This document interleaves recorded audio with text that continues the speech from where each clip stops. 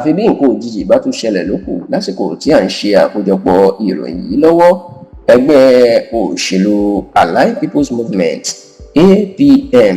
Allied People's Movement òun ni gómìnà ọlọ́lá jùlọ ti ìpínlẹ̀ Ọ̀yọ́ gómìnà Ṣèyí Mákindé ni yóò kó gbogbo àwọn ọmọlẹ́yìn ẹ̀ ni yóò kó wọn lọ láti lọ díje du ipò òṣèlú ní ọdún tó ń bọ̀, tó sì jẹ́ pé àṣírí ìdí tó jẹ́ pé ẹgbẹ́ òṣèlú Allied People's Movement APM ni gómìnà Ṣèyí Mákindé ni fẹ́ kó gbogbo àwọn ọmọlẹ́yìn ẹ̀ lọ pẹ̀lú ìdí tóun fúnra òfin darapọ̀ mẹ́gbẹ́ náà ní tẹlifíṣàn Yorùbá Tòótọ́ ni a máa mú wá fún yín ní inú ọ̀sẹ̀ tí a wà nínú ẹ̀ yìí. Ẹ rántí pé aró òrókun aró rẹ̀ di ẹnu ẹgbẹ́ òṣèlú People's Democratic Party PDP tí gómìnà Ṣèyí Mákindé wà mọ́ nítorí pé àkóso ẹgbẹ́ náà ó ti bọ́ sọ́wọ́ mínísítà ọ̀rọ̀ ìlú Àbújá Nyesom Wike tó jẹ́ ojúlówó ọmọ ẹgbẹ́ òṣèlú PDP. Bẹ́ẹ̀ sì rí ọmọ ẹgbẹ́ òṣèlú PDP nígbàgbọ́ wà pé ó yẹ kí wọ́n fà kalẹ̀ nínú ẹgbẹ́ òṣèlú PDP fún ipò ààrẹ, ṣùgbọ́n tí Wike ti jẹ́ kó di mímọ̀ wípé kò sọ́nà bẹ́ẹ̀, ẹgbẹ́ òṣèlú PDP kò ní nǹkan kan ṣe nípò ààrẹ lọ́dún tó ń bọ̀. Ààrẹ Bọ́lá Ahmed Tinubu tó ń ṣe mínísítà bábẹ́ òun ni àwọn yóò ṣàtìlẹ́yìn fún láti di ààrẹ fún sáà kejì. Gbogbo ọ̀rọ̀ yìí ni ò tẹ́ àwọn kan lọ́rùn, pàápàá àwọn bíi gómìnà Mákindé tó fi jẹ́ pé ẹgbẹ́ òṣèlú PDP ó pín sí méjì tí wọ́n ní alága méjì ní Abdulrahman Mohammed ti igun Wike àti Taminu Turaki ti igun àwọn gómìnà Ṣèyí Mákindé. ṣáò pẹ̀lú eléyìí tó jẹ́ pé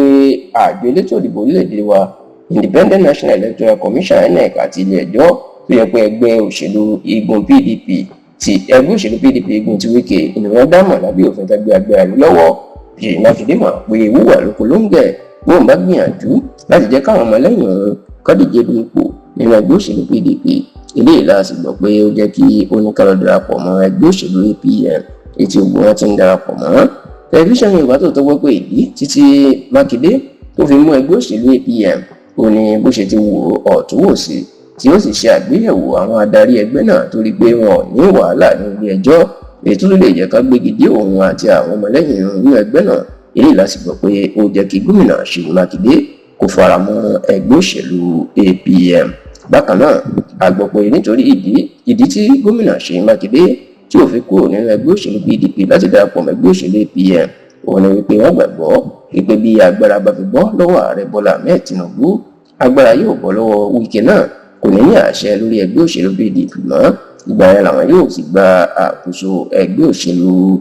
PDP kúrò lọ́wọ́ Wike. Ṣùgbọ́n nígbà yìí Ṣèyí Mákindé ti pàṣẹ fún gbogbo àwọn ọmọlẹ́yìn ẹ̀ pé ká lọ darapọ̀ ẹgbẹ́ òṣèlú APM tó rí ibẹ̀ ènìyàn tó bá fẹ́ díje fún ipò òṣèlú náà ni yóò ti di